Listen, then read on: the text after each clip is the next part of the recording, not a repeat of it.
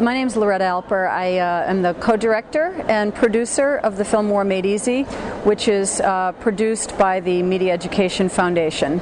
We're based in Northampton, Massachusetts.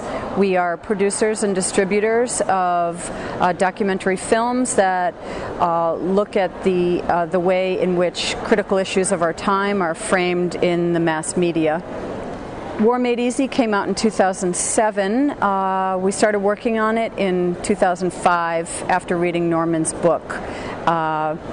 We were a couple years into the war with no end in sight, and there was a lot of talk about what was going wrong with the war, but not how we were misled into a war in the first place, and that's what Norman's book does, and we thought it was really critical. And the other piece that's so important about War Made Easy is that it takes a long view. It provides a historical context. We go back to the Vietnam War and we look at all the military interventions in between Vietnam and Iraq, and we look at the patterns of spin coming out of the government, coming out of the White House in Washington, but also the way in which the official stories, official messages cycle through the media, and the role of the media in building support and government agendas for war. As the title of the film says, going to war is easy once a president has an agenda for war. Once the decision is made behind closed doors without debate and deliberation, a propaganda campaign, a campaign to sell the war to the public begins.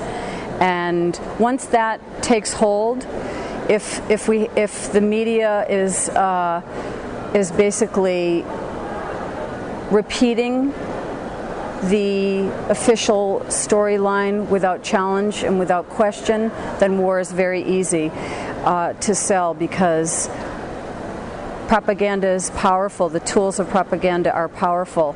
Propaganda relies on a repetition of messages, a drumbeat that builds on people's fears, but also on people's best intentions. It's a sort of a multi-pronged approach coming at people from all directions. So war is very easy to sell once an agenda for war has been laid out and the media does not put the brakes on it, does not push back. In the early days of a war, in the build-up to a war, there's the government uses the idea of patriotism and the idea of getting behind the president and the president's agenda, and that's a very powerful technique.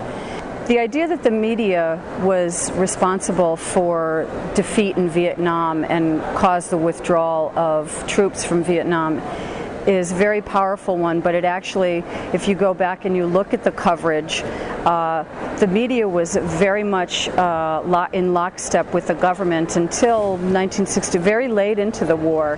And so there was especially in the early days, the Gulf of Tonkin, the media was very complicit. Congress didn't challenge, the media didn't challenge, and that enabled the buildup of the war in Vietnam.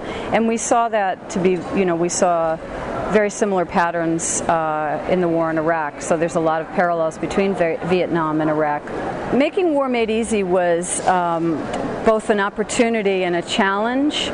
It was an opportunity to take material that hadn't been seen in 40 or 50 years and bring it back to light, to go into the archives and look at how wars have been sold going back to Vietnam. And that was a terrific opportunity to sort of show the parallels between Vietnam especially, but also other military actions. And how those patterns compare to how we were sold the war in Iraq.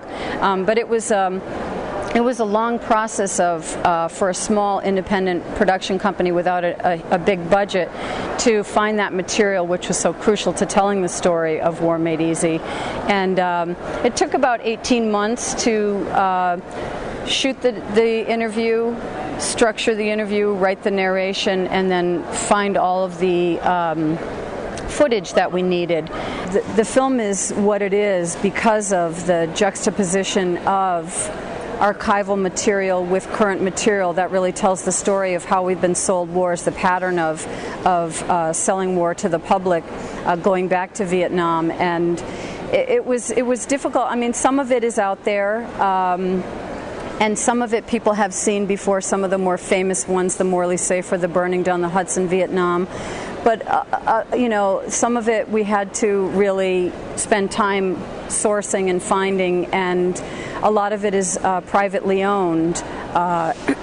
And what the fair use protection enables independent producers to do is to, if you can source it, if you can get your hands on it, you can use a small amount of material in your production to comment, to educate, to criticize, to contextualize, and that's how we put together the War Made Easy film. Was we spent about 18 months looking for the material, and that was so vital to showing these comparisons, especially the striking comparisons between Vietnam, the selling of the Vietnam War, and Iraq.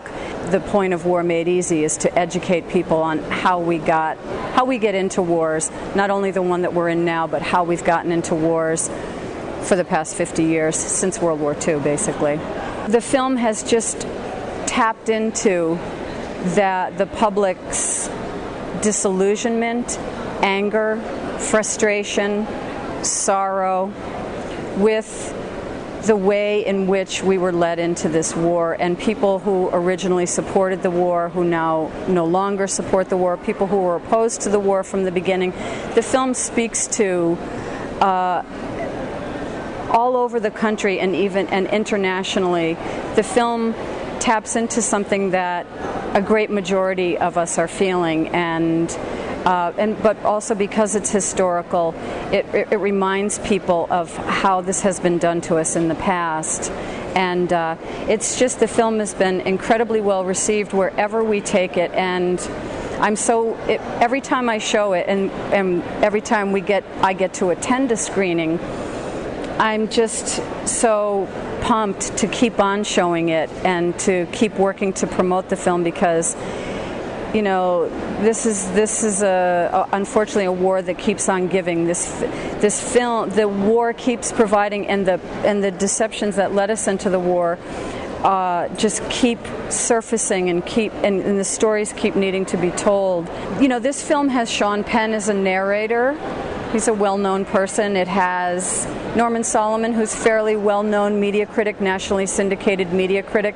It has a lot of amazing archival footage. It has high production values. It has all of the ingredients that you might think would lead to some kind of broadcast or theatrical distribution. Well, you can make a damn good film, but that doesn't mean you're going to be able to get it out to people. It's extremely challenging to get a film like War Made Easy onto the public broadcasting system, even though that, in theory, is the public broadcasting system, never mind the commercial media system.